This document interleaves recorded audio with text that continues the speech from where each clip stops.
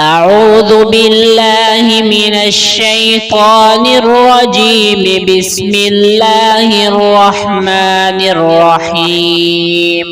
ما أصاب من مصيبة إلا بإذن الله، ومن يؤمن بالله يهد قلبه، والله بكل شيء عليم. وأطيعوا الله وأطيعوا الرسول، فإن توليتم فإنما على رسولنا البلاغ المبين. الله لا إله إلا هو، وعلى الله فليتوكل المؤمنون.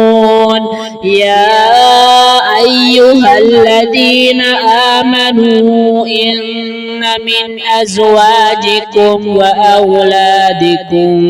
وأولادكم عدوا لكم فاحذروهم، وإن تعفوا وتصفحوا وتغفروا فإن الله غفور رحيم. إنما أموالكم وأولادكم فتنة، والله عنده أجر عظيم. فاتقوا الله ما استطعتم، واسمعوا وأطيعوا وأنفقوا خيرا لأنفسكم، ومن يوق شح نفسه فأولئك هم المفلحون. إن تقرضوا الله قرضا حسنا يضاعفه لكم ويغفر لكم، والله شكور حليم.